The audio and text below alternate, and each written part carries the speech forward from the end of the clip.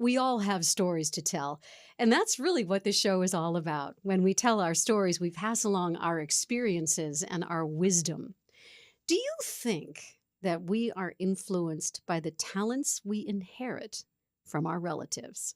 Do you think that when we watch them and say things like, I'm going to do that someday, we learn? Well, welcome to the success story of one of Boston's most loved and respected fashion designers.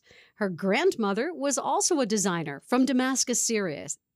Her grandmother was also a designer from Damascus, Syria. And her grandfather was a pattern maker who owned a women's dress factory in Beirut, Lebanon. In the case of Denise Hajjar, the apple did not fall far from the tree. Denise, welcome to the show. Candy, it's so great to be here. Thank you for We having me. haven't seen each other in a while. You look fantastic. Thank you. I even put on a shirt with a little bling just because you were coming into the studio today, right? Well, I would have come in my pajamas, but that's okay. Let's talk a little bit about, I'd love to just go way back as we tell your story. Tell me about where you grew up. What was that like? So I was fortunate to grow up in Boston's South End. Not South Boston, but the South End. That's where both sets of grandparents settled from Lebanon and Syria. And at that time, it was still not the area that we know it now. And well respected, and the real estate value and all of that. But we had such a great childhood growing up back then. It was a huge Syrian and Lebanese community. That's where all the churches started back then. And then when my parents met one street over from each other and got married, that generation moved to the suburbs. So then all the churches moved to the suburbs, and that's where I grew up. I grew up in Norwood, went to school in Norwood. But as soon as I graduated high school, came right back and lived with my grandmother in the South End and went to school. Let's talk a little bit about the influence that your grandparents had on you, because when I first started introducing you, I really do feel that the apple didn't fall far from the tree. What was the lesson in your house, and what did you learn from your grandparents and your parents? So when I was young and would spend my summers with my grandmother, because for about 5 years we lived in Ohio. My dad started a business there, a little town outside of Dayton, Ohio. But I would spend my summers, and my grandmother, who couldn't speak English, would give me fabric and teach me how to cut and make clothes for my Barbie dolls. And I would just watch her, and I think it started then. And she would show me with a needle and thread how to sew, and I would start making my Barbie doll clothes. And that's literally how it all started. And then when I got old enough to have a machine and understood how to use the machine, I would buy patterns and manipulate the patterns and start making clothes for my mom. And that's how that whole journey started. My mom was my muse, and I made all her clothes for work and all her gowns for different events. What did you learn from doing that so early on? I'm going to guess it must have made you feel awful good. You're able to make something for your mom. You must have had the nicest Barbie doll dresses anybody ever had. I did. And I also made all my own clothes. I mean, the funny story is, oh, yes, I walked into home economics class with a pantsuit that I had made. And the teacher said, "Why are you here? You know, we're making aprons, and you made a jacket and a pair of pants." So I just knew that was my calling. Yeah, you must have been pretty proud of yourself. I just loved it. It's all I ever knew. And my mom, being a fashionista, loved the fact that I wanted to make clothes for her, because my mother and her two sisters couldn't sew a button. It literally skipped a generation. And so she was all on board about me making and sewing clothes. And I just did it every week. And it was something that was a passion of mine. I loved it. So you then went on to fashion school. Talk a little bit about that. I did.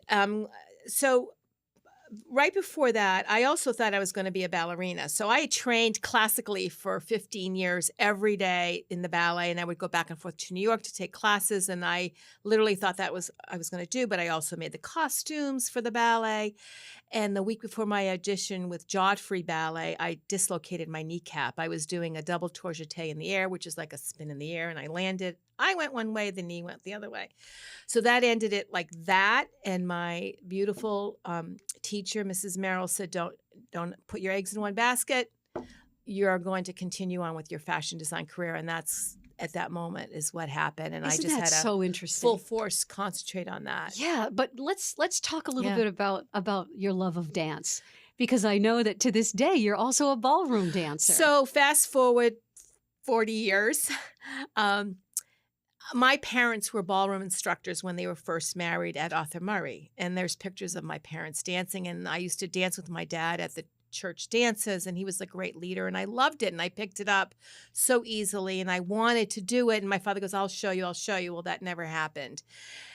So about 6 years ago, all the Lebanese and Syrian churches had a fundraiser to build an elderly housing building for the senior Lebanese community, and it was to raise money. So I represented my church. I said, oh, this is a good way to get back into it. I did. I ended up winning overall. It was at Mosley's on the Charles. It was great. And I just wanted to continue. I said, you know what? This is my chance to go back into dancing. And I never looked back. And I love it. I absolutely love the ballroom dance world.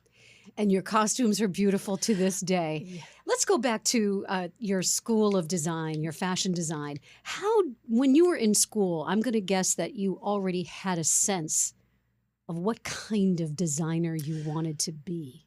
So when I applied back then, you had to apply and you had to bring a portfolio and you had to show your work. And so clearly I went in with all my clothes. And the president at the time, Mr. Alektovsky, was amazed by my level of sewing ability. So he said, clearly you can do this. Sketching, not so much, but sewing, I was spot on. And he said, I had a clear vision. He said, you have an idea of what you want to do. And I've, till this day, I consider myself classic contemporary with a twist. It's all about the workmanship. It's all about the fabric, the detail, the color, the texture. I'm not about crazy designing. I bring my clients, like I said, to the edge, but not over. How do you want someone to feel when they wear your clothes? I want them to love who they are when they wear my clothing and know that every time they wear it, that they're going to feel good and people are going to comment. So it's not about the clothing making them feel good. It's about them wearing the clothing that makes them feel good. If you want to see Denise's works, you can go to her website. Tell us your website. So my website is Denise Hajjar, 2Js.com. I have a Facebook page, Denise Hajjar Boston, Instagram at Denise Hajjar Boston. I just moved to a beautiful new location where I'm part of a lifestyle brand called Setting the Space. So I am part of that brand now where I can do my work there, sell my work there, do custom. So it's good. Your clothes have been worn by people all around the world at this point. What does it feel to have your label on something? Let's talk about that. So when I was first starting out, I was a workaholic, and I kind of still am, but you just are working, trying to get your name out there, trying to get recognition, trying to get known. And so you'll do a lot when you're young. And so a lot of opportunities came my way, and I kept saying, well, the work will be recognized. And it started getting recognized. And I've had these wonderful opportunities to dress so many wonderful people all over the world. You know, Denise, people have been watching our interview on our YouTube channel. So let's look at the camera and tell them, if you want to know more about Denise Hajjar, you should download her episode of The Story Behind Her Success. Please do. All right. And now we're going to continue our interview, and they'll have to download it in order to find out. Part of your development as a designer has had to do with giving back. Why is that so important to you? So again, when I was young and starting out, had no money. It was all about the fabric and the designing, but I had no money. I said, what is a good way to get yourself out there, known, and market yourself? So I said, well, get involved with charities, give back. And so I decided to do that route. I decided to get involved with as many charities that needed my services, whether by donating an outfit, whether dressing an MC, whether being part of the event itself, being on the committee.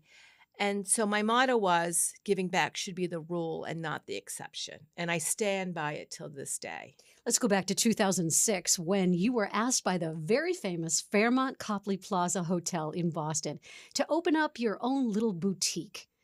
And you were their designer in residence. And I do remember coming to see you there. And boy, that was really quite something. It was, it'll be my one of my favorite periods of all time. That year, March of that year, I had applied for the first time on Project Runway, and I remember not getting in and driving back with my model friend Tashu and listening to my messages. And Peggy Dre had left a message on the phone saying that John Crellin wanted to talk to me at the Fairmont, and I honestly thought he wanted a gift certificate for a fundraiser. So I called her and I said, "Well, I'm teaching that morning and I'll come by in the afternoon." So when I went by and I met John, who was like the most wonderful person, he said, "We actually want you to open up a boutique in the lobby and be our designers in residence." I was so happy I had a long coat on because I was shaking. Every part of me was shaking and time stood still. I just couldn't believe what I was hearing, that he wanted this to be. He said, "We wanted somebody authentically local. I read all about you and you're it." And I just got into the car and cried my eyes out. And it's still emotional to this day because he gave me that first break. You know, he believed in me and wanted someone like me and not just a brand, a national brand. And oh my God, because of him, I just am so thrilled to have had this happen to me. Let's talk a little bit about that because you are a designer, you're a fashion designer, but you're also an entrepreneur, Denise. And so, could you reach out to a young designer right now and tell her what you wish you knew when you first got started? I a lot of things. I tell them, you have to more than love the business. If you just say I want to be a fashion designer, you will not it will not happen because especially today it takes so many other skills.